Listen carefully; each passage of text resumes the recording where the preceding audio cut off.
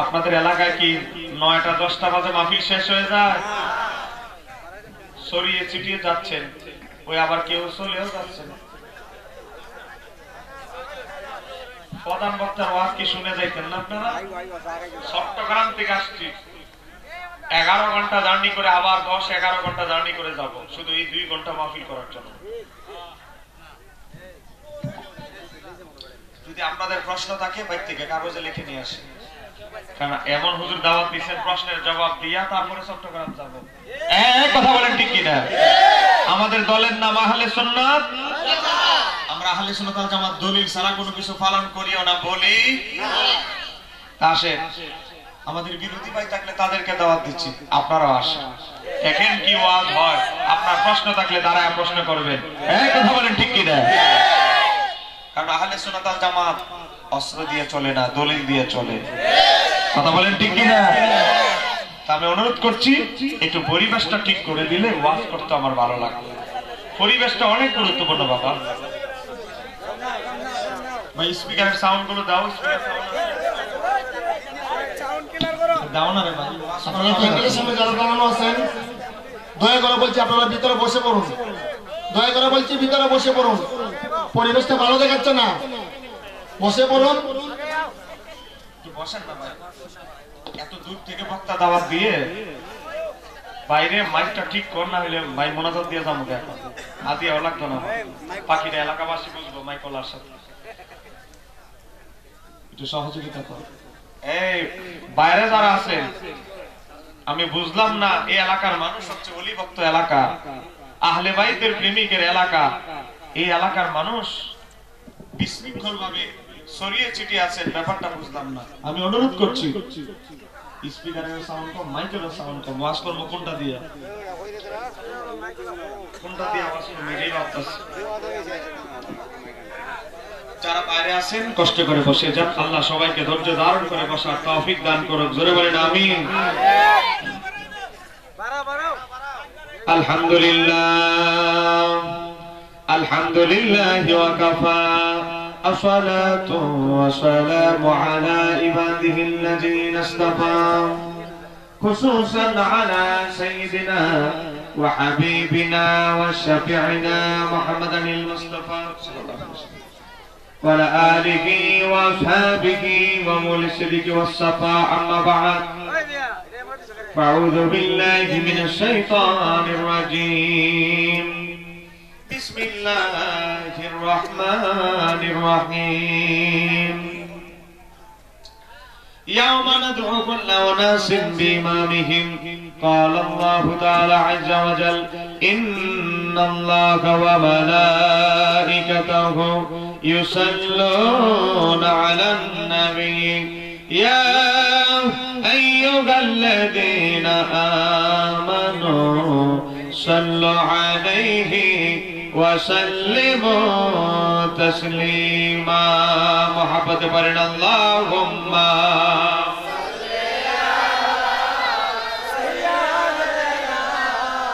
مولانا ديوانا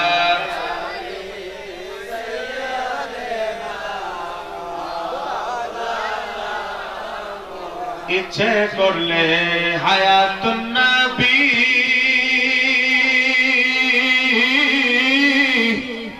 থাকতে পারতেন আরশে উম্মতের মায়ায় পরে শুয়ে আছেন মদিনা। আল্লাহুম্মা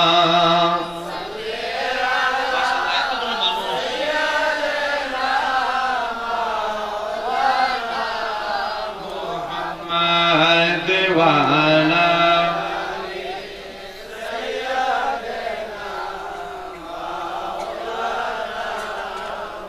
কোথায় আবু বকর, কোথায় ওমর, কোথায় উসমান, হে কোথায় আলী, তোমাদের বিহনে আজকের ইসলাম মদিনার প্রাণে যায় গো চলি আল্লাহুম্মা মাশাআল্লাহ এদিকে আওয়াজ কম হচ্ছে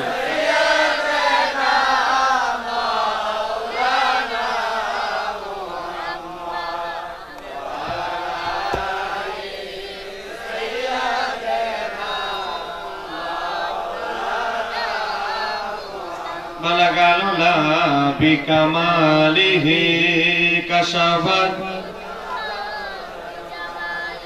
حسنة جميع خصاله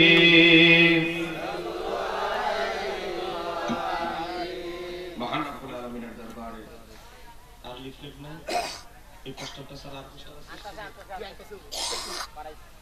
মহান রব্বুল আলামিনের দরবারে অজস্র অসংখ্য শুকরিয়া আদায় করছি যে আল্লাহ সুবহানাহু ওয়া তাআলা আমাদেরকে এই বিশাল বড় আজিমুস শান সুন্নি কনফারেন্সে এই ওয়াজ ও দোয়ার মাহফিলে আসার এবং বসার তৌফিক দান করেছেন এজন্য আমরা সবাই বজ্রকণ্ঠে বলি আলহামদুলিল্লাহ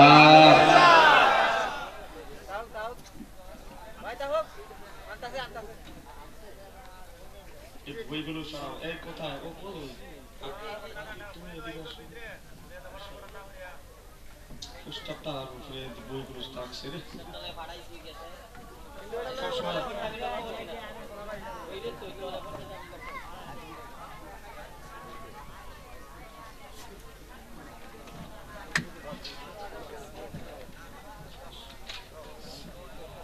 আজকের মাহফিলে সম্মানিত সভাপতি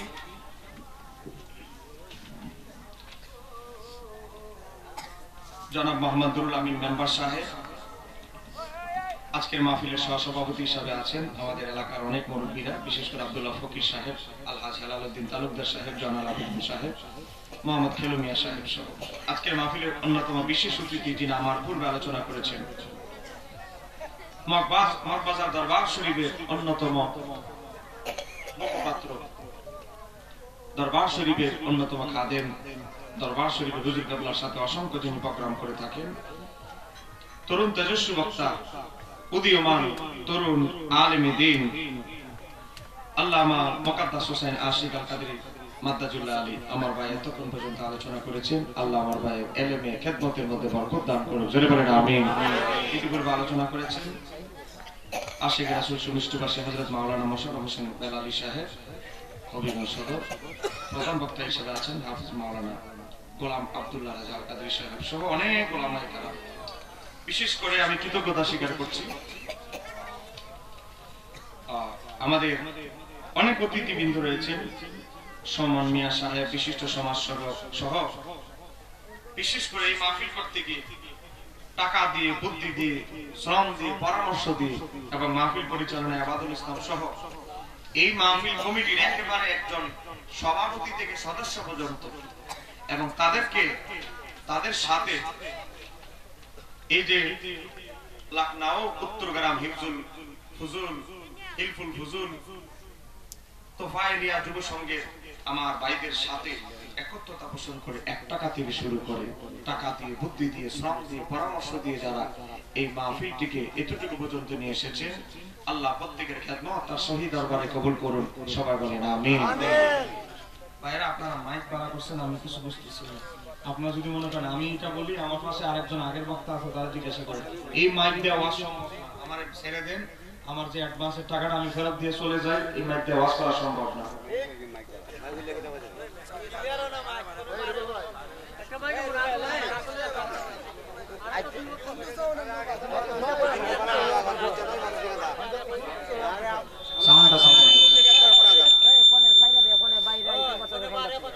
একটু জিকিরের তালে তালে একটু সহযোগিতা করো একটু জিকির করি লা ইলাহা মুহাম্মদ লা ইলাহা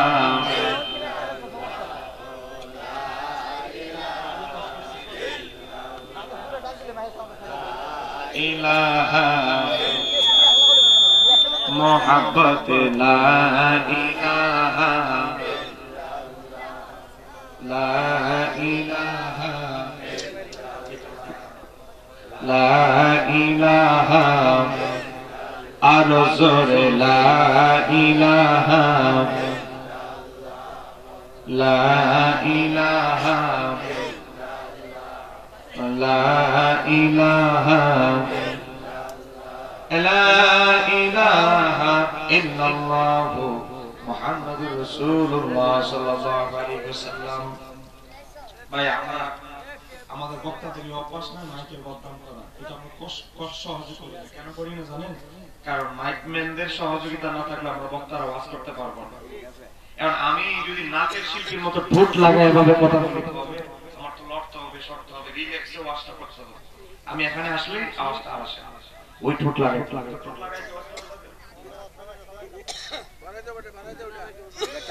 তুমি বিষয়টা বুঝো। আমার জায়গায় তুমি বক্তা হইতে এবার চিন্তা করো। বাবারা আমি কি কিছুক্ষণ ওয়াজ করতে পারবো ইনশাআল্লাহ? একটু বসে দেখেন, একটা ঘন্টা বসেন। যদি আমার ওয়াজ থেকে আপনাদের উপকার না আসে, কিছু শিখতে না পারেন, আমি বলছি আপনারা চলে যান।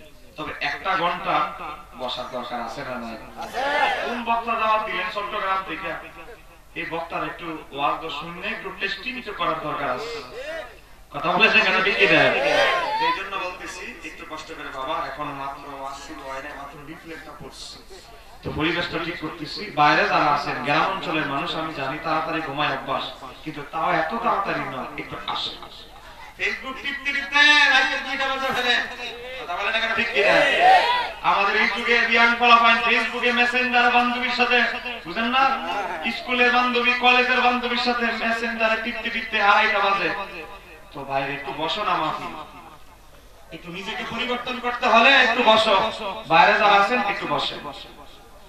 সম্মানিত আমার দিনী ভাইরা, আমাদের দলের নাম আমরা আহলে সুন্নাত ওয়াল জামাত। বলেন আমাদের দলের নাম ইসলামী 73 দল হবে। এটা আমি হুজুরের বলা বক্তব্য নয়, বা আমার আগে যে ওয়াজ করছে মুকাদ্দাস সাহেব ওনার বক্তব্য নয়। ইসলামী 73টা দল হবে, এটা আমার নবীর ঘোষণা। তো কোথায় আছে? তিরমিজি শরীফে। হাদিস নাম্বার কত? 2641। হযরতে আব্দুল্লাহ ইবনে আমর ইবনে আস থেকে বর্ণিত, আল্লাহর হাবিব বলে বনি ইসরাইল 72 দলে বিভক্ত হয়েছে, আমার উম্মত 73 দলে বিভক্ত হবে। কুল্লুহুম ফিন্নার, কুল্লুহুম ফিন্নার, সব দলে যাবে জাহান্নামে, ইল্লা মিল্লাতান ওয়াহিদাতান, তবে একটা দল ছাড়া। বাবারে 73 দলের মধ্যে যদি একটা দল বাদ যায় তাহলে বুঝতে পারলাম 72 দলের ঠিকানা হলো জাহান্নাম। বলেন কোথায়? একটু ধরে বলেন না কোথায়? হুজুর পছন্দ হয় না? মনোযোগ, এ বাবা গভীর মনোযোগ। আমার নবী বলতেছে 72 দল জাহান্নামে যাবে। এটা মনোযোগ দিয়ে শুনতে হবে। 72 দলকে নবী জাহান্নামের সার্টিফিকেট দিয়েছে। নবী যদি বলে 72 দল জাহান্নামে যাবে, জান্নাতে নেওয়ার ক্ষমতা কোন বড় হুজুরের আসেনি, কোন আমিরের আসেনি। নামের আগে যত বড় ডক্টরের ডিগ্রি থাকুক বাবা, তিরমিজি শরীফের 2641 নম্বর হাদিসে আমার নবী ঘোষণা দিয়েছে 72 দল জাহান্নামে যাবে। যাবে তো যাবে, জান্নাতে নেওয়ার ক্ষমতা কারো নাই। এই 72 দল থেকে আমরা কেন দূরে থাকতে হবে? কেন 72 দলের সাথে এজিদিদের সাথে আমরা চলতে পারি না? কারণ এজিদিদের ঠিকানা হবে জাহান্নাম। আমার নবী 1000 বছর আগে বলে গেছে। কথা বলেন ঠিক কিনা? লাখ লাখ গ্রামের আশিক রাসূল ভাইরা, এ আমার বাবার ভাইরা, গভীর মনোযোগ। একদিকে আমার নবী বলতেছে উম্মত তুমি যদি 72 দলে ঢুকে যাও, মনোযোগ দিয়ে শুনবেন, 2টা হাদিস আমি একসাথে বলতেছি। এ উম্মত তুমি যদি 72 দলের সদস্য হয়ে যাও, তাহলে তোমার ঠিকানা হবে কুল্লুহুম ফিন্নার, জাহান্নামে। আমি নবী এটাও দুনিয়াতে বলে এসেছি, আবার আমি নবী এটাও বলে এসেছি। সহিহ বুখারীর হাদিস নাম্বার 100। এ বাবা আবু দাউদ শরীফের হাদিস নাম্বার 4739 নম্বর হাদিস। হযরতে আনাস ইবনে মালিক রাদিয়াল্লাহু তাআলা বলে, সহিহ বুখারীর 100 নম্বর হাদিস এসেছে হযরতে আব্দুল্লাহ ইবনে আমর ইবনে আস থেকে বর্ণিত। তিনি বলছেন আল্লাহর হাবিব বলে, যার কলবে যাররা পরিমাণ ঈমান থাকবে। অন্য বর্ণনায় এসেছে যার কলবে সরিষা পরিমাণ ঈমান থাকবে। বলেন না কি থাকবে? বলেন না কি থাকবে? ঈমান। আমার নবী বলে যার কলবে সরিষা পরিমাণ ঈমান থাকবে, তা আমার নবী বলে সরিষা পরিমাণ ঈমান থাকলে কি হবে? আমার নবী বলে শাফাতি লিআহলিল কাবাইর মিন উম্মতি, আমি নবী আমার ওই সমস্ত উম্মত যাদের কলবে ঈমান আছে, আমি নবী দুনিয়ার মধ্যে যদি ভুল ভ্রান্তি করে থাকে, সেটা যদি কবিরা গুনাহ হয়, আমি নবী সেই উম্মতকে শাফাত করে জান্নাতে নিয়ে যাব। তাহলে একদিকে আমার নবী বলছে, আবু দাউদের 4739 নম্বর হাদিস, উম্মত ঈমান যদি ঠিক থাকে আমি নবী শাফাত করে তোমারে জান্নাতে ঢুকাবো। একদিকে এই কথা বলতেছে, আবার অপর দিকে আমার নবী বলতেছে, উম্মত তুমি যদি 72 দলের কোম্পানিতে যোগদান করো, 72 দলের সদস্য হয়ে যাও, উম্মত এটাও আমি ভবিষ্যৎবাণী করে এসেছিলাম দুনিয়াতে, তোমার ঠিকানা হবে জাহান্নাম। কথা কর। ঈমানের গুরুত্ব আছে না? ঈমান যদি ঠিক থাকে, আপনার দ্বারা যদি ভুল ভ্রান্তি হয়ে যায়, আমার নবী বলে আমি নবী গ্যারান্টি দিচ্ছি তোমার কবিরা গুনার জন্য শাফাত করব। বলতে পারেন লাখ লাখ গ্রামের অধিবাসীরা যে কবিরা গুনার কথা নবী কেন বলল না, কবিরা গুনার কথা কেন বললেন? মোল্লা আলী কারি বলে সগীরা গুনার কথা এজন্য বলে নাই, সগীরা গুনাহ যেগুলো আমাদের দ্বারা হয়, এগুলো আমাদের ওযুর দ্বারা, বিভিন্ন ইবাদতের দ্বারা আমার আল্লাহ আমাদের দেহ থেকে জমিনের মধ্যে ঝরে ভরে দেন। একটু জোরে বলেন সুবহানাল্লাহ। আপনি 5 ওয়াক্ত নামাজের ওযু করবেন, গোটা সারা দিন যত সগীরা গুনাহ হয়েছে সব ঝরে পড়ে যাবে। একটু জোরে বলেন সুবহানাল্লাহ। আমার নবী সুন্দরভাবে উদাহরণ দিতেন। পৃথিবীতে 1,24,000 নবী রাসূল আমার আল্লাহ প্রেরণ করেছেন, এর মধ্যে 2 জন নবী উদাহরণ দিয়ে কথা বলতেন। বলেন কয়জন? উদাহরণ দিতেন বোঝানোর জন্য মানুষ সহজে। 2 জন নবী, একজন ঈসা আলাইহিস সালাম, একজন আমার নবী হযরতে ঈসা আলাইহিস সালাম বেশি বেশি দৃষ্টান্ত দিতেন, তদ্রুপ আমার নবীও দৃষ্টান্ত দেন। আমার নবীও দৃষ্টান্ত দিয়েছেন। আমার নবী বলে, ও আমার সাহাবীরা, তোমাদের বাড়ির সামনে যদি একটা নহর থাকে, নদী থাকে, নদীতে যদি 5 বার সাবান দিয়ে দইলা গোসল করো, তোমাদের শরীরের মধ্যে কি কোনো ময়লা থাকবে? সাহাবীরা বলল, না ইয়া রাসূলুল্লাহ, 5 বার শরীর ভালো করে সাবান দিয়ে গোসল করলে ময়লা থাকবে না, একবার গোসল করে যদি ময়লা না থাকে, 5 বার করলে তো আরো থাকবে না। তা আমার নবী বলে, তোমরা যদি 5 বার নামাজের জন্য ওযু করো, তোমাদের শরীর থেকে যে সগীরা গুনাহগুলো থাকবে, সেই সগীরা গুনাহগুলো ওযুর মাধ্যমে 5 ওয়াক্ত ওযুর মাধ্যমে আমার আল্লাহ শরীর থেকে দুনিয়ার জমিনে মাটির নিচে ফেলে দিবে। একটু বলেন সুবহানাল্লাহ। এই কারণে আমার নবী বলেছে, হাসরের ময়দানে উম্মত আমি সগীরা গুনাহ নয়, কবিরা গুনাহের জন্য শাফাত। গভীর মনোযোগ। আমার নবী সাহাবায়ে কেরাম প্রশ্ন করলেন, ইয়া রাসূলুল্লাহ, সেই দলটা জান্নাতি দল হবে, ওই দলটাকে মানুষ কেমনে চিনবে? একটু তাদের আলামত বলে দেন না। ফেতনা বাসাদের যুগে সঠিক দলটাকে চিনা অনেক বড় দুর্বিষহ হয়ে যাবে, কঠিন হয়ে যাবে। আমার নবী বললেন, মান আলাইহি ওয়া সাহাবী, যেই দলের মডেল হবে আমি নবী, যেই দলটা জীবন দিয়ে আমি নবীকে ভালোবাসবে, যেই দলটা আমি নবীকে জীবন দিয়ে আমার সাহাবীদেরকে ভালো করবে, ওই দলটাই জান্নাতি দল। আরেকটু জোরে বলুন। মাইকের আওয়াজের লোকে আপনার আওয়াজ বন্ধ করে দিলে তো আওয়াজ আসলতই না। একটু কি আওয়াজ দেওয়া যাবে? 1 ঘন্টা 20 মিনিট কি কষ্ট করে বসা যাবে ইনশাআল্লাহ? এতটুকু সময় কি আমি বাবা আপনাদের কাছে? আমার আর কোনো গুণ নাই, একটা গুণ আছে, আমি একজন মুসাফির। অন্তত আর কিছু না পারি, আপনাদের এলাকাবাসীর জন্য, মৃত ব্যক্তিদের জন্য, আপনাদের জন্য একটু দোয়া করে যাব। আপনারা দোয়া চান কি চান না?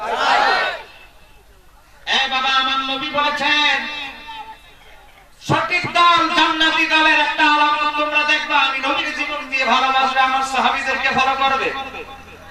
এ বাবা, সাহাবীদের পকেটে টাকা না থাকতে পারে, পেটের মধ্যে খাবার না থাকতে পারে, কিন্তু সাহাবীরা নবীর জীবন দিয়ে ভালোবাসতেন। কথা কন না কেন? এই কথা বলেন ঠিক কি না? আমার নবীর ইজ্জত, জীবন দিয়ে আমার নবীর ইজ্জতের পক্ষে সাহাবায়ে কেরাম থাকতে। আপনি যদি বুখারী, মুসলিম, আবু দাউদ, কোরআন খুলে দেখেন, সিয়াসিত্তার কিতাবগুলো খুলে দেখেন, শত শত ঘটনা পাবেন। সাহাবায়ে কেরামদের ঘরে খাবার না থাকতে পারে, উপাস থাকতে পারে, ক্ষুধার্ত থাকতে পারে, কিন্তু নবীকে তাজিম করার ক্ষেত্রে তাদের সামান্যতম ত্রুটি হতো না। কথা কন না কেন? ঠিক কি না? এই আমার ভাইরা যারা বাইরে আছেন, একটু আসেন। সাহাবীদের শান, আউলিয়া কেরামদের শান একটু শুনে যান। কেন আমরা ওলিদের ভালোবাসি? কেন আমরা সাহাবীদেরকে ফলো করব, ভালোবাসি? শরীফের নাম শুনছেন আপনারা? বলেন কি শরীফ? ভাইরা একটা আওয়াজ দেন, বলেন কি শরীফ? হযরত ইমাম বুখারী সৎকার অধ্যায়ে উল্লেখ করেছে, ইয়ামান দেশ থেকে দুইজন মুসাফির, দুইজন মানুষ, দুইজন বন্ধু ছোটকাল থেকে বাল্যকাল থেকে একসাথে বড় হয়েছে, নবীরে না দেখে কালেমা পড়েছে। দুই বন্ধু, এক বন্ধু আরেক বন্ধুরে বলে, আরে নবীরে না দেখে আমরা মুসলমান হইলাম, একবার তো নবীরে অন্তত জীবনে একবার দেখা দরকার। নবীরে যদি একবার অন্তত না দেখে মরি, তাহলে তো সারাটা জীবন আত্মা শান্তি পাবে না আমাদের মরলেও। দুই বন্ধু, এক বন্ধু আরেক বন্ধুরে বলতেছে, তোর কাছে কয় টাকা আছে?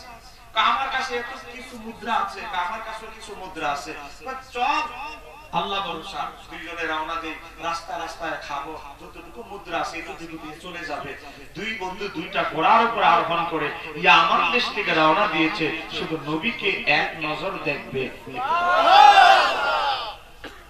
ইয়ামান দেশ থেকে দুই বন্ধু রওনা দিয়েছে, আস্তে আস্তে আস্তে যেই দিন মদিনা শরীফে পৌঁছলেন, মদিনায় পৌঁছে দেখে সারের নামাজের আযান হয়ে গেছে, সবাই ওযু করে জামাতের জন্য ঢুকে গেছে। হযরতে বেলাল ইকামত দেওয়া শুরু করেন, আল্লাহু আকবার, আল্লাহু আকবার, আল্লাহু আকবার, আল্লাহু আকবার। বেলাল ইকামত দেওয়া শুরু করলেন। তারা দুই বন্ধু মিলে মদিনায় যখন পৌঁছলেন, ইকামত বেলাল শুরু করে দিয়েছে। দুই বন্ধু মিলে তাড়াহুড়া করে ওযু করলেন, ওযু করে গিয়ে দেখে 2 রাকাত নামাজ হারিয়ে ফেলেছেন। নবীর পিছে 2 রাকাত নামাজ পড়ে বাকি 2 রাকাত আদায় করলেন একাকী দাঁড়ায়া। এ বাবা, 2 রাকাত নামাজ শেষ করার পর সাহাবায়ে কেরাম ইশারের নামাজের পর, ও বাবা, ইশারের নামাজের পর সাহাবায়ে কেরাম দলবদ্ধভাবে সিরিয়ালে নবীর হাতে এবং কদম মোবারকে চুমু খেতে লাগলেন, একের পর এক বিদায় দিতে লাগলেন। তারা হলো দুইজন নতুন মানুষ, মদিনায় জীবনে কোনোদিন আসে নাই, নবীর সাথে তাদের আগে থেকে পরিচয় নেই। এখন সিনিয়র যারা সাহাবী, মদিনার স্থানীয় মুহাজির সাহাবী, মক্কা থেকে এসেছে মদিনার স্থানীয় সাহাবীরা নবীর সাথে দিদার দিচ্ছেন। রাতের বেলা চলে যাবে, ঘুমের মধ্যে ঘুমাইতে চলে যাবে, নবীর সাথে একটু বিদায় নিচ্ছেন। এখন এরা হলো নতুন মানুষ, সিরিয়ালে ধাক্কা ধাক্কি তালিকায় পড়ে গেছে একদম শেষের দিকে। মোটামুটি পয়সাওয়ালা সাহাবী যারা আছে, সম্ভ্রান্ত সাহাবী যারা আছে, সবার বাড়িতে চলে গেছে। তারা দুইজন দাঁড়ায় বলে, ইয়া রাসূলুল্লাহ, আমরা ইয়ামান দেশ থেকে এসেছি আপনাকে শুধু এক নজর দেখার জন্য।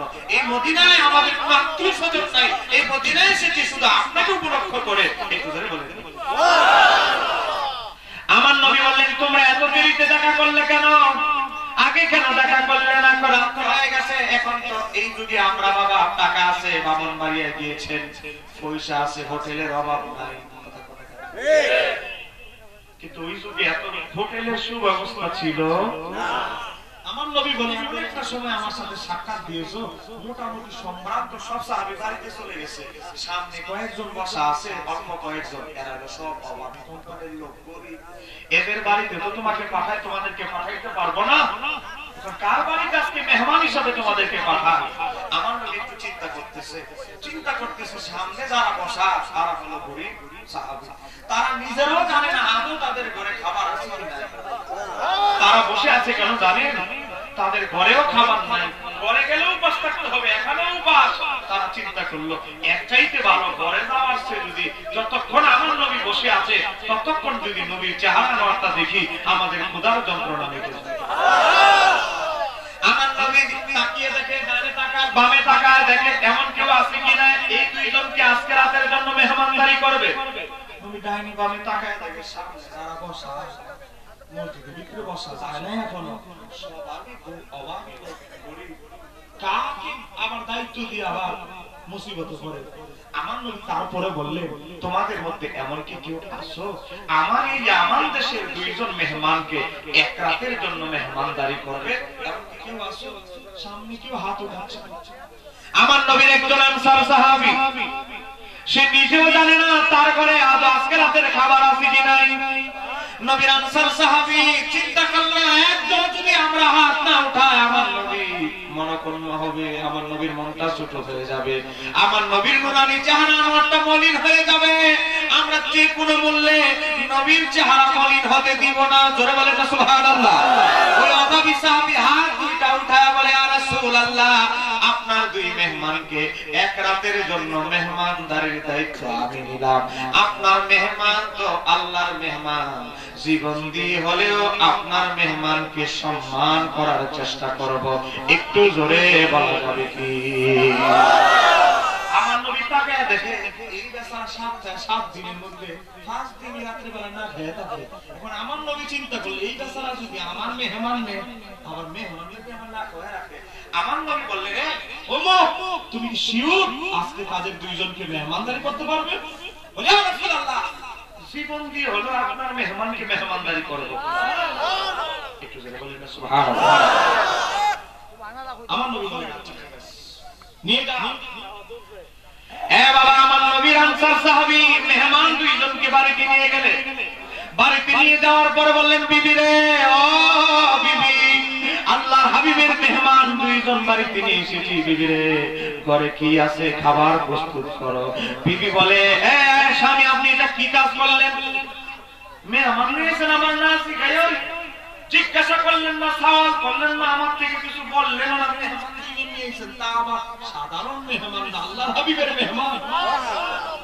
ফালাই দিছেন মুসিবতে, কি করব? রুটি তো আছে 2টা। বলেন রুটি আছে কয়টা? স্বামী রুটি 2টা আছে, রুটি 2টা দিয়ে না হয় 2 জনের খাবার হবে। বাচ্চা আছে 2 জন, আমরা স্বামী স্ত্রী 2 জন, 4 জন। মেহমান হলো 2 জন, মানুষ হইলো 6 জন। বলেন মানুষ হলো কয় জন? 2টা রুটি না হয় 2 জনকে ম্যানেজ করা যাবে, কিন্তু বাচ্চাদেরকে কিভাবে ম্যানেজ করব? আমরা স্বামী স্ত্রী কত রাত না খেয়ে কাটিয়ে দিয়েছি, আজকেও না খেয়ে কাটিয়ে দিব। কিন্তু শিশু 2 বাচ্চাদেরকে বুঝ দেওয়াটা এত কঠিন, এত সহজ ব্যাপার নয়, কঠিন ব্যাপার। আমার স্বামী বাচ্চাদেরকে কিভাবে ম্যানেজ করব? এখন আমাকে একটু বুঝান। আল্লাহর হাবিবের আনসার সাহাবী বলতে লাগলেন, বিবি রে, ও বিবি, মেহমান সাধারণ কোনো মেহমান না, আল্লাহর হাবিবের মেহমান। আল্লাহর হাবিবের মেহমান ইজ্জত করা মানে আল্লাহকে ইজ্জত সম্মান করা। অতএব আল্লাহর হাবিবের মেহমানকে যে কোনো মূল্যে মেহমানদারি করতে হবে। তুমি একটা কৌশল করতে হবে। বলেন কি করতে হবে? একটা কৌশল করতে হবে। তুমি চুলার মধ্যে পানি গরম করতে থাকো, পানিগুলো টকবক টকবক করে ফুটতে থাকবে, আর বাচ্চা 2 জনকে বোঝানোর চেষ্টা করবে, ও বাবুরা ঘুমানোর চেষ্টা করো, খাবার প্রস্তুত হলে তোমাদেরকে খাবার দেওয়া হবে, এর আগে একটু ঘুমানোর চেষ্টা করো। বাচ্চা 2টাকে কৌশলে গরম পানির ফুটন্ত আওয়াজ দেখিয়ে আমাদের আওয়াজ শুনিয়ে বাচ্চা 2টাকে ঘুম পাড়িয়ে দাও। আর আমরা তো কত রাত না খেয়ে কাটাই দিছি, আজকে না খেলাম কি হলো? তারপরে আল্লাহর হাবিবের মেহমানকে সম্মান করতে হবে। আমার বাবারা ভাইরা, স্ত্রী গরম পানি, ফুটন্ত পানি টকবক টকবক করে ফুটতেছে, আওয়াজ হচ্ছে। এই আওয়াজ দেখিয়ে বাচ্চা 2টাকে ঘুম পাড়িয়ে দিলে স্ত্রী বললেন, ঠিক আছে, আবার রুটি 2টা মেহমানকে দিয়ে দেন। সামনে একটা পর্দা ঝুলিয়ে দিয়ে মেহমানের 2 জনকে 2 থালায় রুটি দিয়ে দিলেন। রুটি দেওয়ার পরে মেহমানকে বলতে লাগলেন, ও ইয়ামান দেশের মুসাফির, আল্লাহর হাবিবের মেহমানরা, আপনারা খাবার শুরু করেন।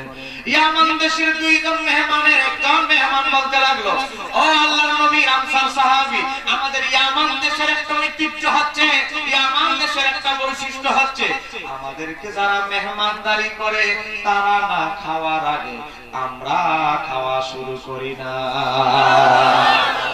স্ত্রী কানে কানে ফিসফিস করে বলে, স্বামী এতক্ষণ কৌশল করে বাচ্চা 2টাকে ঘুম পাড়ায় দিলা, এখন মেহমান তো সেই কঠিন শব্দ দিয়ে বসেছে, মেহমান যে কৌশল অবলম্বন, মেহমান যে কথা বলেছে, এখন কি কৌশল অবলম্বন করব? মেহমান তো বলতেছে আমরা না খাইলে তারা খাবে না, আমাদের কাছে তো কোনো খাবার নাই, কি খাবো?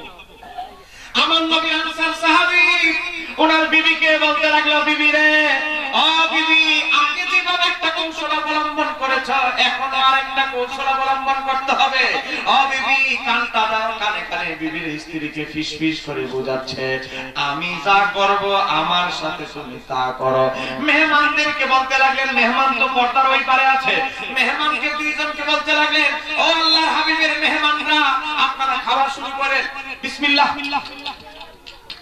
বিসমিল্লাহ বলে মুখ নাড়িয়ে আওয়াজ করে বুঝাচ্ছে, আমরাও খাওয়া শুরু করেছি, আপনারাও খাওয়া শুরু করুন। খাচ্ছি বলে তো মিথ্যা হবে, এই কারণে খাচ্ছি বলতেছে না, বিসমিল্লাহ আপনারা শুরু করেন একটু উদ্দেশ্য আল্লাহ হাবিবের মেহমানকে তাজিম করতে হবে। জীবনের চাইতে আমরা উপাস থাকতে পারি, নবীর মেহমানকে ক্ষুধার্ত রাখা যাবে না। দুইজন মেহমান দুইটা রুটি খেয়ে ঘুমিয়ে রইলেন, তাহাজ্জুদের সময় উঠলেন। শীতকাল, গরম পানি করে দিলেন, তাহাজ্জুদের নামাজ আদায় করলেন।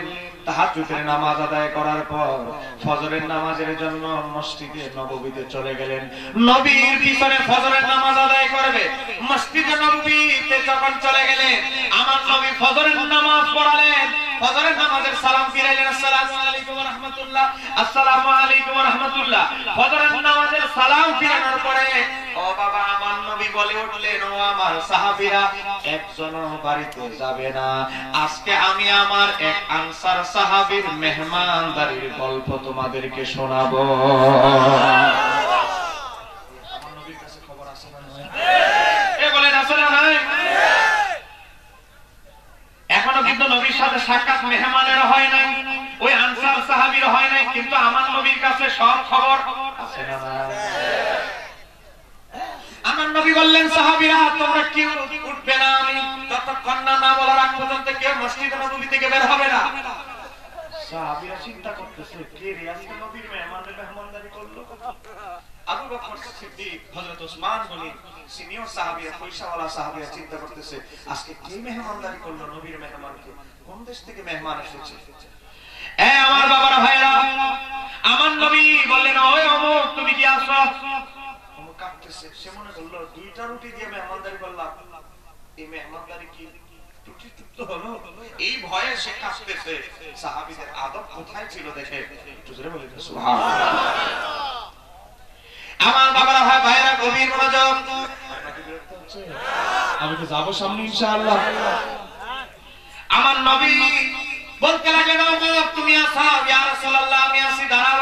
কাঁপতেছে ভাবে, রুটি এক রুটি দিয়ে মেহমানদারি করছি। আমার নবীর দরবারে কি এই খবর পৌঁছে গেছে? আমার নবীর দরবারে তো কোনো কিছু গোপন নাই। আমার নবী বললেন, তুমি ভয় পেও না।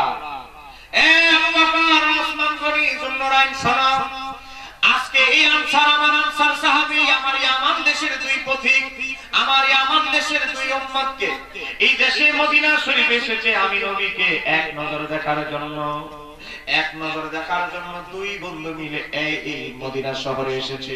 তাদের কোন আত্মীয়তার বাড়ি, আত্মীয় নাই মদিনা শরীফে। আমি নবী ছাড়া তাদের আপনজন কেউ মদিনায় নাই। আমি নবীর দুই মেহমানকে, এই আনসার সাহাবী এবং তার স্ত্রী মেহমানদারি করেছে। এই মেহমানদারি দেখে আমার আল্লাহ এমন বেশি খুশি হয়ে গিয়েছে, আমার আল্লাহ তার কুদরতি জবানে, কুদরতি সুরতে মুস্কি হাসি দিয়ে ফেলেছে। আরেকটু জোরে বলেন না সুবহানাল্লাহ। আমার আল্লাহ তাদের স্বামী স্ত্রীর অভিনয় দেখে, স্বামী স্ত্রীর মেহমানদারি দেখে আমার আল্লাহ তার কুদরতি সুরতে মুস্কি হাসি দিয়ে ফেলেছে। চিৎকার দিয়ে বলতে হবে সুবহানাল্লাহ। এই কথা বলতেছিলাম, সাহাবীদের পকেটে টাকা না থাকতে পারে বাবা, সাহাবীদের পকেটে টাকা না থাকতে পারে, পেটে খাবার না থাকতে পারে, কিন্তু নবীর মহব্বতের কোন ত্রুটি তাদের ছিল? বলেন, ত্রুটি তাদের ছিল? এখানে আমার আগের বক্তা আল্লামা মুকাদ্দাস হোসেন আল কাদরি আছে। এ বাবা, ইসলামের নবীর যুগে 27টা যুদ্ধ হয়েছে, এর মধ্যে একটা যুদ্ধের নাম হলো মুতার যুদ্ধ। বলেন কিসের যুদ্ধ? জোরে বলেন কিসের যুদ্ধ? মুতার যুদ্ধ। এটা আওয়াজটা দিলে নাকি ফ্লাক্সের থেকে সাটা ছড়াইতে হবে আপনাদের? এটা আওয়াজটা দিয়ে মাইকে তো আওয়াজ দেয় না, আপনারা যদি না দেন তো হবে না। যতই নোট করে আসছে এই যে রুমের মধ্যে বসে বসে কি ওয়াজটা করবো, এই ওয়াজ বলা দিয়ে বের হবে না যদি শ্রোতাদের ভালোবাসা না পাওয়া যায়। আপনাদের ভালোবাসা কি পাবো ইনশাআল্লাহ? আর 1 ঘন্টা কি বলে চলবে ইনশাআল্লাহ? চলবে। এ পিয়ার কথা বলতে দেখছি মাশাআল্লাহ আপনাদের এলাকা আসলাম, অনেক মহিলা মা বোনরা ওয়াজ শোনার জন্য এসেছে। যেরকম মারহাবা, আমাদের জন্য তো কিছু ওয়াজ করার দরকার আছে। কথা বলার দরকার আছে না নাই? গভীর মনোযোগ। এ আমার বাবারা, ভাইরা, মুতার যুদ্ধের কথা বলছিলাম। আমার নবী প্রত্যেক যুদ্ধের মধ্যে সেনাপতি নিয়োজিত করে একজন। বলেন, সেনাপতি যুদ্ধে থাকে কয়জন? সেনাবাহিনী প্রধান, কিন্তু আমার নবী মুতার যুদ্ধে সেনাবাহিনীর প্রধান মনোনীত করলেন 4 জনকে। বলে কয়জন? আমার নবী বললেন জাফর, আব্দুল্লাহ ইবনে রাওয়াহা, যায়েদ ইবনে হারেসা, এই 3 জন প্রথম সেনাপতি হবে, একজনের পর একজন, একজনের পর একজন, একজনের পর একজন। 3 জন যদি শহীদ হয়ে যায়, হযরতে খালিদ ইবনে ওয়ালিদ সর্বশেষে সেনাপতি হবে। একটু জোরে বলা যাবে কি সুবহানাল্লাহ? আমার নবীর প্রথম 3 জন সাহাবী হযরতে জাফর ইবনে আবি তালেব, হযরতে যায়েদ ইবনে হারেসা, আব্দুল্লাহ ইবনে রাওয়াহা, তারা 3 জন বাড়িতে চলে গেলেন। বাড়িতে যাওয়ার পরে বিবিকে বলতে লাগলেন, বাচ্চাকে বলতে লাগলেন, মা বাবা আত্মীয়-স্বজনকে বলতে লাগলেন, বিবি রে, ও আমার সন্তানেরা, তোমাদের সাথে হাসরের ময়দান ছাড়া এর আগে আর দেখা হবে না। আমার নবী একজনের বেশি কখনো সেনাপতি নিয়োজিত করে না, কিন্তু মুতার যুদ্ধে যেহেতু 4 জন সেনাপতি নিয়োজিত করেছে, অতএব বোঝা গেল আমরা প্রথম 3 জন যুদ্ধ থেকে আর ফেরত আসব না। আজকে আমরা যদি মৃত্যুর কথা আগে শুনতাম যে এখানে গেলে মারা যাব, এই ফিসব টিসব ভাগে জীবন বাঁচানো ফরজ, নবীর কথাও না আগে পরে, আগে জীবন বাঁচানো ফরজ। কিন্তু আমার নবীর সাহাবীরা কি করেছে? জানে শহীদ হয়ে যাবে, কিন্তু তারপরে বিবি বাল বাচ্চার কাছে ক্ষমা চেয়েছে, মাফ চেয়েছে, তোমাদের সাথে আখিরাতে দেখা হবে, এক কদম পিছপা হয় নাই। তারা হচ্ছে সাহাবায়ে কেরাম। একটু জোরে বলুন সুবহানাল্লাহ। 3 জন বিদায় নিয়ে চলে গেলেন মুতার যুদ্ধে। আমার নবী মিম্বার শরীফের মধ্যে বসা, সহিহ বুখারী থেকে বলছি বাবা, আমার নবী মিম্বার শরীফে চোখটা বন্ধ করে বসা। আমার নবীর সামনে আমার আল্লাহ মুতার যুদ্ধের গোটা চিত্র নবীর সামনে আমার আল্লাহ তুলে ধরেছে। আমার নবী দেখতেছে মুতার যুদ্ধে কিভাবে যুদ্ধ চলছে। আমার নবী বলে, এই মুহূর্তে জাফর মুসলমানদের পতাকা তুলে ধরেছে। আমার নবী বলেন, মুসলমানদের পতাকা হযরত জাফর তুলে ধরেছে। ও আমার সামনে উপবিষ্ট সাহাবীরা শোনো, হযরত জাফর পতাকা তুলে ধরেছে, সেনাপতির দায়িত্ব পালন করছে। এরপর আমার নবী বলতে লাগলেন, ফিরিস্তারা জাফরের ডান হাতটা কেটে ফেলেছে, হযরত জাফরের বাম হাত দ্বারা মুসলমানদের পতাকা তুলে ধরেছে। আমার নবী বলতে লাগলেন, এই মুহূর্তে জাফরের বাম হাতটাও ফিরিস্তারা কেটে ফেলেছে। জাফর ডান পা আর বাম পা দিয়ে চাপ দিয়ে ধরে, 2 পা দিয়ে চাপ দিয়ে ধরে মুসলমানদের পতাকাটা উত্তোলন করে ধরে রেখেছে। তারা সর্বশেষ পর্যন্ত লড়াই করে গিয়েছেন। তারা হচ্ছে সাহাবায়ে কেরাম। ডান পা বাম পা দিয়ে বাবা পতাকা এভাবে উত্তোলন করে রেখেছে, মুসলমানরা যেন মনোবল দুর্বল না হয়। এভাবে পায়ের মধ্যে 19টা তীরবিদ্ধ করা হয়েছে। ডান পায়ের মধ্যে তীরবিদ্ধ করা হয়েছে। তারপর বাম পা দিয়ে চাপ দিয়ে ধরে রেখেছে, পতাকা যেন পড়ে না যায়। এই বাবা রক্ত বের হতে হতে হতে হতে হযরত জাফর শহীদ হয়ে গেলেন। একটু ধরে বলেন সুবহানাল্লাহ। আমার নবী চক্ষু মোবারক অশ্রু ঝরতেছে। আমার নবী 7 জন সাহাবীর ইন্তেকালে সবচেয়ে বেশি কষ্ট পেয়েছেন। আমার নবী দাড়ি মোবারক ভিজে গিয়েছে 7 জন সাহাবীর ইন্তেকালে। এর মধ্যে একজন হচ্ছে হযরত জাফর। কেন হযরত জাফরের জন্য আমার নবী দাড়ি ভিজিয়ে ফেলেছেন কান্না করতে করতে? আমার নবী এর জন্য কান্না করেছে, জাফরের ডান হাত কেটে ফেলেছে, বাম হাত দ্বারা পতাকা ধরে রেখেছে, বাম হাত কেটে ফেলেছে, পা দ্বারা পতাকা ধরে রেখেছে। ডান পায়ের মধ্যে 19টা তীরবিদ্ধ করা হয়েছে, বাম পা দিয়ে চাপ দিয়ে পতাকা ধরে রাখার চেষ্টা করা হয়েছে। এ বাবা, এদিক দিয়ে রক্ত বের হচ্ছে, কিন্তু টার্গেট হলো মুসলমানদের মনোবল যেন দুর্বল না হয়। আমার নবী বলতে লাগলেন, আমার সাহাবীরা, আমার জাফর শহীদ হয়ে গিয়েছে। আমার নবী মিম্বার থেকে নামলেন।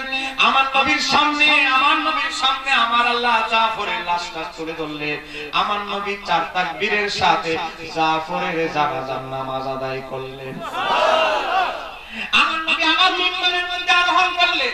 সহিহ বুখারী থেকে বলছি, মিম্বারে আরোহণ করার পরে আমার নবী বলতে লাগলেন, সাহাবীরা, তোমরা কি জানো আমার জাফর এখন কোথায় আছে? আমার নবী বলেন আমার আল্লাহ জাফরকে জান্নাতুল ফিরদাউসে ঢুকিয়ে দিয়েছেন।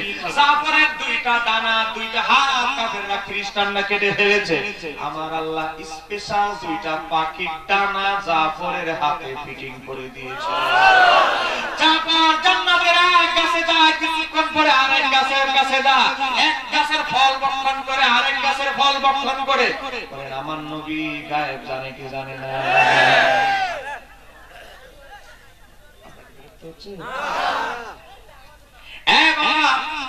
এই হলো সাহাবায়ে কেরামদের প্রেম। আপনি যদি সাহাবায়ে কেরামদের আদর্শ ফলো করেন, একজন সাহাবীকে যদি ফলো করেন, তাহলে কখনোই গোমরা হবেন না, হেদায়েত লাভ করবেন। এজন্য আমার নবী বলেছে আসহাবী কান্নুজুম, আমার সাহাবীরা হলো আকাশের তারকা তুল্য। তো ভাই তারকার কাজটা কি? তো নাবিক যারা জাহাজ পরিচালনা করে তারা তারকা দেখে রাস্তা নির্ণয় করে। তদ্রূপ আমার নবী বলতেছে, হে আমার সাধারণ উম্মত, যদি জান্নাতের রাস্তায় যেতে চাও, আমার সাহাবীদেরকে বাদ দিয়া জান্নাতে যাওয়া সম্ভব? বলেন না সম্ভব? নবীর একজন সাহাবী, তার নাম হলো হযরত আব্দুল্লাহ ইবনে আব্দুল মালিক, ৮ম হিজরিতে ইন্তেকাল করেছে। তিনি পেশা ছিল দুইটা, এক নাম্বার পেশা হলো ব্যবসা, দুই নাম্বার পেশা হলো সে নিজেই নাম লিখতে পারতো, আবার নিজেই সুর দিতে পারতো। যেরকম না সুবহানাল্লাহ। আমার নবী মাঝে মাঝে আব্দুল্লাহকে ডাকতেন, আব্দুল্লাহ ইবনে আব্দুল মালিককে ডেকে নিয়ে আসো। আমার নবীর মনটা যদি খারাপ থাকতো তাকে ডাকে আনতেন, ডেকে এনে বলতেন, এই কিছু না বলো তো। তার কণ্ঠটাও সুন্দর ছিল, মুহূর্তের মধ্যে নাতে মুস্তাফা লিখতে পারতো। সে নবীর শানে নাতে মুস্তাফা বলে আমার নবীর মনকে শীতল করে দিত। একটু জোরে বলেন সুবহানাল্লাহ। হযরত আব্দুল্লাহ ইবনে আব্দুল মালিক যখন ধনী ছিলেন, পয়সাওয়ালা ছিলেন, তার একটা বৈশিষ্ট্য ছিল, মদিনার বাজারে যখন ফল ঢুকতো, পাইকারি বিক্রেতারা যখন মদিনায় ফল পাঠাতো, মদিনার বাজারের সবচেয়ে বড় ফলের দোকানের মালিক তাকে বলে রেখেছেন আগে থেকে, মদিনার বাজারে যখন ফল ঢুকবে, মদিনার বাজারে ঢোকার পর সবচেয়ে ফ্রেশ দামি ফলটা আমার জন্য রাখবা। মদিনার সবচেয়ে ফ্রেশ ফলটা সে সবার আগে ক্রয় করত। ক্রয় করার পরে অর্ধেক ফল আমার নবীর দরবারে হাদিয়া দিত, আর অর্ধেক ফল পরিবারের জন্য পাঠাইতো। হঠাৎ করে আব্দুল্লাহ ইবনে আব্দুল মালিক গরীব হয়ে গেলেন। এরকম অনেক লোক দেখবেন, অনেক পয়সাওয়ালা লোক ছিল, এক সালামে ব্যবসায় খুশি হয়ে গেছে, এরকম অনেক আছে না? এই বেচারা আমার নবীর সাহাবী, উনিও আব্দুল্লাহ ইবনে আব্দুল মালিক এক সালামে ডাকাতে ধরছে, সিরিয়ায় মাল বাড়াইছে, যা মাল সামান আছে সম্পদ সব নিয়ে গেছে ডাকাতে। এক সালামে ফকির হয়ে গেছে, মদিনার ফলের বাজারের দোকান দিয়ে হাঁটে আর চিন্তা করে, এই ফলের দোকান থেকে আমার নবীকে কত ফল আমি কিনে দিয়ে দিয়েছি, আজকে আমার ব্যবসা বাণিজ্য ভালো না, আজকে আমার পকেট ঠান্ডা, আজকে নবীকে ফল হাদিয়া দিতে পারি না, এই আক্ষেপ করে।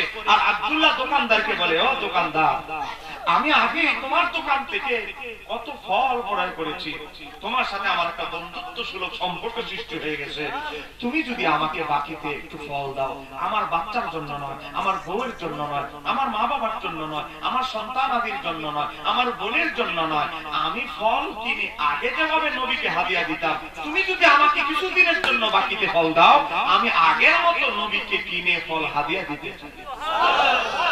ওই দোকানদার চিন্তা করলো, নবীকে ফল হাদিয়া দিবে আমি কেমনে না করি। আবার লোকটা আসলে ভালো ছিল, লেনদেন ভালো ছিল। আচ্ছা ঠিক আছে, তুমি ভাই তাড়াতাড়ি দেওয়ার চেষ্টা করিও, আরে তুমি নিয়ে যাও, সমস্যা নাই। প্রথম বাকি যারা দেয় তারা কিন্তু এই কথাই বলে, বাকি খাতাটা বড় হয়ে গেলে পরে বলে, না আমি আর এখন বাকি দিতে পারবো না। কথা কেন ঠিক কি না? দোকানদার বলে, আচ্ছা ঠিক আছে তুমি নিয়ে যাও না, তুমি নবীকে ফল হাদিয়া দিবে, ভালো কাজ, নিয়ে যাও। আমার বাবা ভাইরা নবীকে ফল হাদিয়া দিচ্ছে। মাঝে মাঝে কিছুদিন পর পর, প্রতি সপ্তাহে কিছুদিন পর পর নবীকে ফল হাদিয়া দেয়। মোটামুটি খাতাটা বড় হয়ে গেছে। বলে কি হয়ে গেছে? বড় হয়ে গেছে, অ্যামাউন্ট একটু বড় হয়ে গেছে। আমার বাবা ভাইরা দোকানদার টাকা চাইলে চলে, এই কিছুদিন একটু সময় দাও, আমি যাদের থেকে টাকা পয়সা পাইতাম তাদের কাছে তাদের থেকে নিয়ে আবার ব্যবসা বাণিজ্যটা গুছানোর চেষ্টা করতেছি, একটু সময় দাও। টাকা চাইলে সময় চায়, যেটা আমরা বাস্তবতা আমরা বুঝি, বাকি যা অভ্যাস। আমার বাবার ভাইরা, হঠাৎ করে ওই মদিনার দোকানদারের কাছে পাইকারি বিক্রেতারা লম্বা লম্বা স্লিপ পাঠাইলো, মদিনার অমুক দোকানদার, তুমি যদি আমার তোমাদের বাকি টাকা পরিশোধ না করো তোমার দোকানে কোনো ফল পাঠানো হবে না।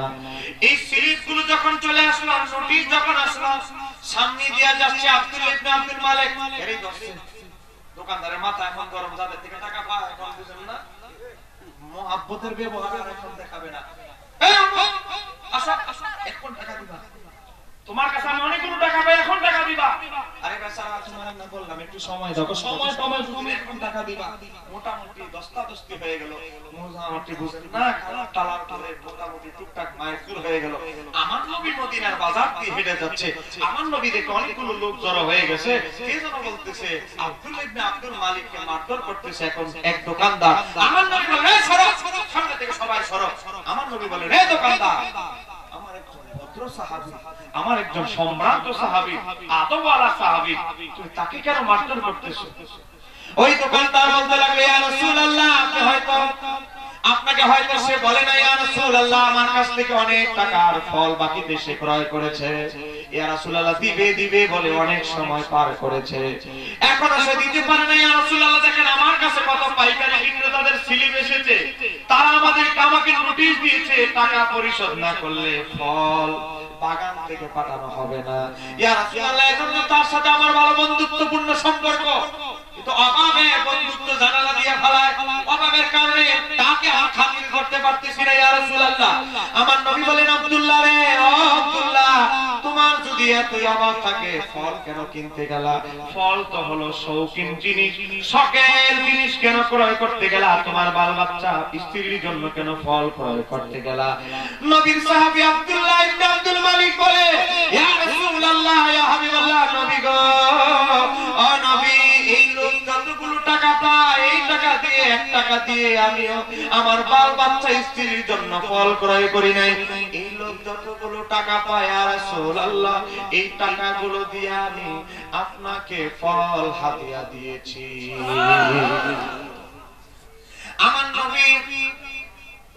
আমার নবী হঠাৎ অবাক হয়ে গেলেন, তুমি আমাকে কেন ফল হাদিয়া দিতে গেলা? আমার আল্লাহ জানে কি জানে না, বলেন আমার আল্লাহর কাছে খবর আছে। ইমাম ইবনে হাজার আসকালানির কিতাবের নাম আল ইসাবা ফি তামিজি সাহাবা থেকে আমি ঘটনাটা বলছি। এ বাবা, আমার আল্লাহ জিবরাইল আলাইহিস সালামকে পাঠিয়ে দিলেন, এনে 10 টাকা দিয়ে দাও তো, 10 টাকা দিয়ে বিদায় করে দাও। আবার একেবারে সামনে প্রথম কথা রয়েছে, 10 টাকা দিয়া একজন মিলে দোয়ানো নিয়ে বসে আসো।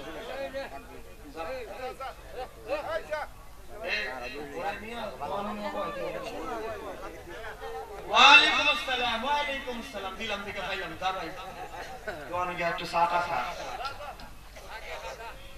আপনার কি বিরক্ত হচ্ছে? আমি আরেকটু যাইতে পারবো? আশেক শ্রোতা কিছু আছে, একটু জোরে বলেন না মারহাবা। আশেক শ্রোতা কিছু আছে, যদিও মাইকটা একটু শুরু হবে রাত করে না ভাই, যে হর্ষেস্টা রাস্তা করে এখনো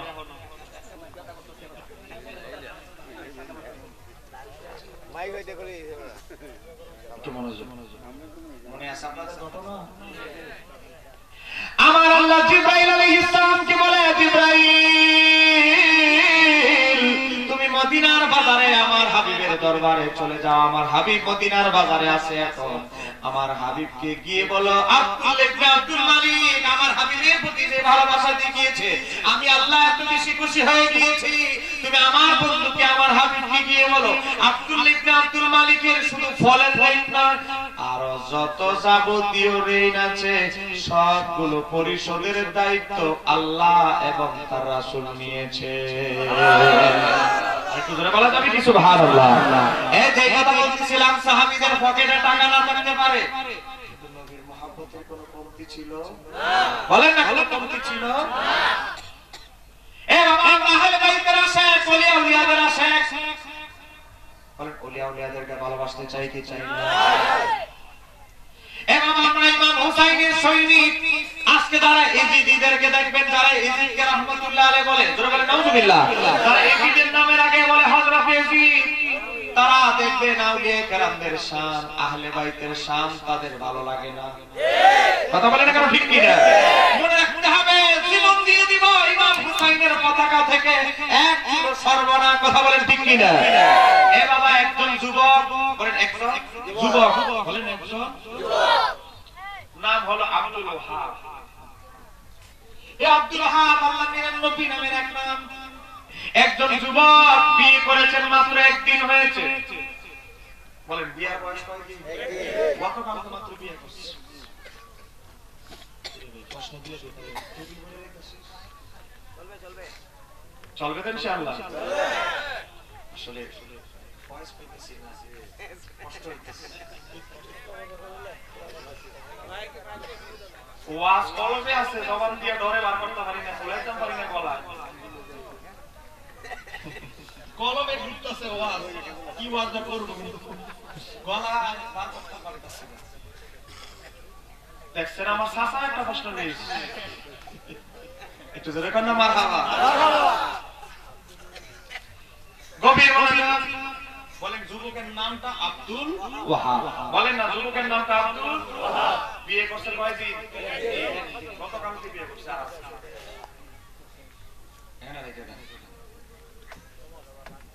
এ বাবা বিয়ে করেছে মাত্র একদিন।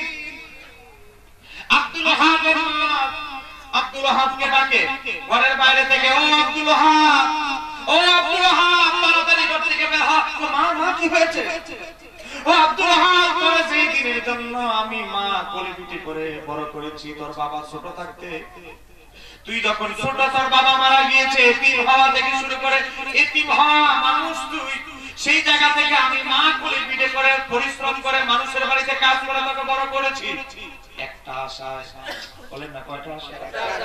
একটা আশায় তুই যেন আমার নাজাতের উসিলা হস। ও আব্দুল ওয়াহাব, আমি অনেক খোঁজ খবর নিয়ে তোর কাছে এসেছি। আব্দুল ওয়াহাব রে, আমি শুনেছি এজিদের দলেরা ইমাম হুসাইনকে কারবালার ময়দানে বন্দী করে ফেলেছে। ও আব্দুল ওয়াহাব, তুই যদি আমি মাকে ভালোবাসস, মাকে যদি সামান্য একটুকু ভালোবাসস, আমি মা হিসেবে তোকে অনুরোধ করছি, আমি হাসরের ময়দানে তুই শহীদ হিসাবে আমি গর্ববোধ করব মা হিসেবে। ও আব্দুল ওয়াহাব, তাড়াতাড়ি রেডি হও, অস্ত্র নিয়ে ইমাম হুসাইনের পক্ষে যুদ্ধ করার জন্য রেডি হয়ে যা। বিয়ে করছে কয়দিন? হাতের মেহেদি গুলো এখনো শুকায় নাই, যদিও আমাদের মতো ওই মেডিসিন হলো মেহেদি না, গাছের অরিজিনাল মেহেদি। এ বাবা, মেহেদি গুলো এখনো শুকায় নাই, কাঁচা মেহেদি। মায়ের কথা শুনে আব্দুল ওয়াহাব ঘরের ভিতরে ঢুকে গেলেন। ঘরের দরজার প্রথম পাটা রাখলেন। ঘরের দরজার প্রথম পাটা রাখতে দেরি স্ত্রী যুদ্ধের পোশাক নিয়ে, তলোয়ার নিয়ে ঘরের দরজায় হাজির হয়ে গেছে। মাও অবাক, স্বামী অবাক, মাত্র বিয়ে করছে কয়দিন? বিয়ে করে 4 দিন। আব্দুল ওয়াহাব অবাক হয়ে গেলেন, আব্দুল ওয়াহাবের মা অবাক হয়ে গেলেন। ও স্বামী, আপনার মা এবং ছেলের 2 জনের কথোপকথন আমি শুনেছি, আমার শাশুড়ির কথা শুনেছি, স্বামী গো আপনার কথাও শুনেছি। আল্লাহর হাবিবের নাতি ইমাম হুসাইন যার ঠোঁটে আমার নবী চুমু খেয়েছেন, গোটা শরীরের মধ্যে এমন কোন জায়গা নেই আমার নবী চুমু খায় নাই। সেই ইমাম হুসাইনের পক্ষে যদি আপনি শহীদ হন, আমি স্ত্রী হিসেবে সহ্য ধারণ করব, আর আমি আল্লাহর দরবারে হাসরের ময়দানে বলবো, আল্লাহ আমার স্বামী এমন শহীদ যিনি তোমার হাবিবের কলিজার টুকরা নাতি ইমাম হুসাইনের পক্ষে শাহাদাত বরণ করেছে। কেমন স্ত্রী, অথচ স্ত্রীতে হইছে বয়স মাত্র 1। বলে বয়স কত? গভীর মনোযোগ। আব্দুল ওয়াহাবের মা বলে, ও আমার সন্তান, তুমি তাড়াতাড়ি চলে যাও, আমি হাসরের ময়দানে আমি বলবো আমার সন্তান ইমাম হুসাইনের পক্ষে শহীদ হয়েছে। এই আব্দুল ওয়াহাব 29 জন ইহুদির সৈন্যকে হত্যা করে তারপরে শাহাদাতের পেয়ালার মর্যাদা অর্জন করেছেন। চিৎকার দিয়ে বলা যাবে কি সুবহানাল্লাহ? আমাদের উত্তর, আমরা তার উত্তরসূরি সেই আব্দুল ওয়াহাব একদিন বিয়ে করেছে, বাবা মেহেদি শুকায় নাই, সে যদি ইমাম হুসাইনের পক্ষে জীবন দিতে পারে, আমরাও ইমাম হুসাইনের পক্ষে আসি না? বলেন কারো হুমকি দামকিতে ইমাম হুসাইনের আদর্শ থেকে আমরা কখনো দূরে সরে যাব? বলেন না দূরে সরে যাব? মহব্বতে পড়েন আল্লাহ জোরে জোরে।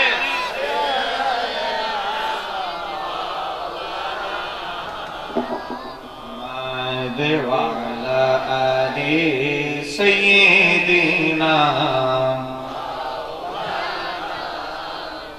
দরুদ গোরা কেন্দে বলে আমার কোন দোষ নাই ইমাম হোসেন শহীদ হইল কারবালাতে পানি নাই আল্লাহুম্মা মাশাআল্লাহ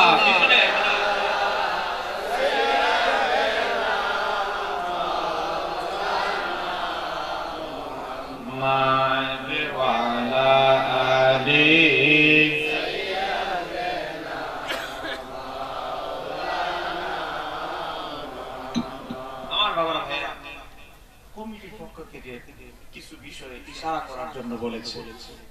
আমি দুইটা কথা বলে প্রশ্ন করে জবাব দিয়ে আমি মাইক ছেড়ে দিব। আপনারা একটু বিরক্ত হবেন না, কারণ আমার পরে আর কোনো বক্তা আমার পরে বক্তা আছে, টেনশনেরও কিছু নাই। বলে তবার কি আছে? মাশাআল্লাহ। দেখেন আমার মুকাদ্দাস ভাই ওয়াজ করছে, ওনার আগে আর কেউ ইনভেন্ট করছে, ওনাদের পরে একটা জিনিস নাই, আমার পরে কিন্তু একটা জিনিস আছে। কথা কোন কেন ঠিক কি না? যাই হোক, তবারক আমরা গ্রহণ করি মহাব্বত, তবারক থেকে আমরা বরকত হাসিলের জন্য তবারক নেই। কথা কোন কেন ঠিক কি না? এই বাবা, এই যে মিলাদ মাহফিলের তবারক, মিলাদ মাহফিলের বিরানি, আর আপনিও আপনার বউ সুন্দর করে সুস্বাদু বিরানি পাক করে, দুইটার মধ্যে ডিফারেন্স আছে না? আছে। কতটুকু ডিফারেন্স? আমি একটা উদাহরণ দিচ্ছি আপনাদের, একটা উদাহরণ দিচ্ছি আপনাদেরকে। শাহ ওলিউল্লাহ মুহাদ্দিস দেহলভী, ভারতীয় মহাদেশের সবচেয়ে বড় যিনি মুহাদ্দিস, ওনার বাবার নাম হলো শাহ আব্দুর রহিম মুহাদ্দিস দেহলভী। শাহ ওলিউল্লাহ মুহাদ্দিস দেহলভী লিখে কিতাবের নাম ফুয়ুজুল হারামাইন। আমার বাবা প্রতি বছর মিলাদুন নবীর মিলাদ গানের অনুষ্ঠান করত, প্রতি বছর গরু ছাগল জবাই করে পালন করত। এক বছর দুর্ভিক্ষ দেখা দিল, খরা দেখা দিল, দুর্ভিক্ষ, মানুষের অভাব অনটন, খাইতে পারে না মানুষ, দুর্ভিক্ষ দেখা দিল। আমার আব্বা জান মিলাদুন নবীর অনুষ্ঠান কায়েম করলো মাত্র সোনা ভোট দিয়া। বলেন কি ভোট? রমজানে খাই না আমরা সোনা ভোট দিয়ে আমার বাবা ঈদে মিলাদুন নবীর তবারকের আয়োজন করলো। কিন্তু আমার বাবার মনটা বড় খারাপ, প্রতি বছর দুম্বা ও গরু জবাই করে তবারকের আয়োজন করি, এবার একেবারে নিম্ন লেভেলে চলে এসেছে। মনটা বড় খারাপ। অনুষ্ঠান শেষ হলো, মানুষকে বিদায় দিল, ঘুমানোর জন্য ব্যবস্থা করে দিল। নিজে যখন ঘুমাইতে গেলেন, বাবা ঘুমাইতে গিয়ে দেখে আল্লাহর হাবিব রাহমাতুল লিল আলামিন একটা দস্তরখানা নিয়ে বসা, আর দস্তরখানার সামনে যেই তবারকগুলো, যেই সোনাবুটগুলো মিলাদুন নবীর তবারক হিসেবে বণ্টন করেছে, আমার নবী সেই তবারকগুলোর দিকে তাকায়া তাকায়া হাসতেছে। আমার নবী বলতেছে, শাহ আব্দুর রহিম নিজেকে ছোট করিও না, তোমার তবারক আমি নবীর দরবারে পৌঁছে দেব। যে কথা বলতেছিলাম, এই তবারক থেকে বরকত হাসিলের চেষ্টা করবেন। বহু মানুষ, আমাদের কুমিল্লা জেলার একটা থানার নাম আছে মুরাদনগর, মুরাদনগর থানায় একটা মাহফিল আমি গত বছর করেছি। এই গ্রামটার নাম হলো সুসন্দা। এই গ্রামে একটা লোক ক্যান্সারের রোগী, ঈদে মিলাদুন নবীর উপলক্ষে মাহফিল, সে তবারকেরটা বরকতের নিয়তে দিয়েছে। সে বলে, আমি যখন পরীক্ষা করতে গিয়েছি, আল্লাহ আমার শরীর থেকে ক্যান্সার দূর করে দিয়েছে। আল্লাহর কসম বলছি, মিথ্যা কসম বলা কবিরা গুনাহ। এই কবিরা গুনাহর জবাব আমি দিতে হবে, আপনারা। সেই লোকটা আমাকে বলতেছে, হুজুর আমি এই মিলাদুন নবীর তবারককে, 12 রবিউল আউয়ালের মিলাদুন নবীর তবারককে, নবীর মহব্বতে আল্লাহ আমার শরীর থেকে ক্যান্সার দূর করে দিয়েছেন। একটু ধরে বলেন সুবহানাল্লাহ। আপনি বললে ওই লোকের ফোন নাম্বার ঠিকানা সহ দিতে পারবো। অন্তরে বিশ্বাস, আকীদা মজবুত রাখতে হবে।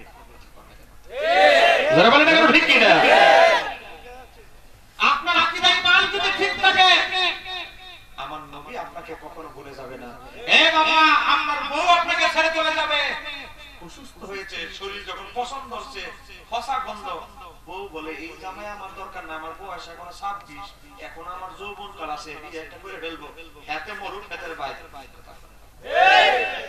আপনাদের এলাকায় না, আমাদের চট্টগ্রামের কথা বলতেছি, এরকম ভাই আছে না নাই?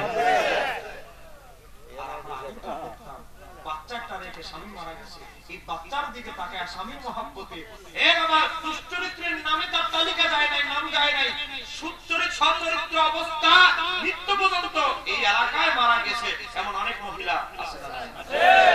আগের মহিলাদের অবস্থা দেখেন আর এখনের মহিলাদের অবস্থা দেখেন। যদি এলাকার মহিলারা কবি হুজুর কেন দাওয়াত দিচ্ছে, আপনার মহিলাদের বিরুদ্ধে ওয়াজ করতেছে, আমি আপনাদের বিরুদ্ধে ওয়াজ করতেছি না, চট্টগ্রামের মহিলাদের বিরুদ্ধে ওয়াজ করতেছি। গভীর মনোযোগ। এই বাবা আপনার বউ আপনাকে ছেড়ে চলে যেতে পারে, স্ত্রী আপনাকে ফেলে চলে যেতে পারে, নবীরে যদি আপন মানাইতে পারেন, আমার নবী সুখে দুঃখে সব অবস্থায় আমার নবী আপনার পাশে থাকবে কি থাকবে না? এই বাবা ইমাম শরফুদ্দিন মুসুরি, এখানে অনেক মাদ্রাসার ছাত্ররা আছে, কওমি মাদ্রাসায় পড়ানো হয়, আলিয়া মাদ্রাসা আলিম ক্লাসে পড়ানো হয়। ইমাম শরফুদ্দিন মুসুরি একটা কবিতা লিখেছেন, নাতে মুস্তাফা লিখেছে, নাম দিয়েছে কাসিদায়ে বুরদা, চাদরের কবিতা, চাদরের নাতে রাসূল। তো চাদরের কবিতা কেন নাম হলো বাবা? ইমাম শরফুদ্দিন মুসুরির শরীরের মধ্যে এক প্রকার কুষ্ঠ রোগের মতো পচনশীল রোগ দেখা দিল, শরীর থেকে দুর্গন্ধ বের হতে লাগলো, শরীর পচা গলা শুরু হয়ে গেল। স্ত্রী পুত্র সবাই একটা ছোট একটা ঘরের ভিতরে কামরার ভিতরে ঢুকাই দিল, দরজাটা নক করে দিয়ে জানালা দিয়ে খাবার দেয়, জানালা দিয়ে খাবার দেয়। ও বাবা একটা মানুষ কত অসহায় হয়ে গেছে, ঘরের মধ্যে পায়খানা করে ঘরের মধ্যে খাবার জানালা দিয়ে দেয়, আবার জানালাটা বন্ধ করে দেয়। ইমাম শরফুদ্দিন মুসুরি স্ত্রীকে বলে, ও বিবি আমাকে কিছু কলম দাও, আমাকে কয়েকটা কলম দাও, কলম দেওয়ার কিছু পেপার দাও। কেন কি কলম আর পেপার খুঁজতেছে? আমার মনটা বড় নবীর প্রতি ভালোবাসা জাগ্রত হয়েছে, আমার মনটা চায়, আমি তো কবিতা লিখতে জানি, নাম লিখতে জানি,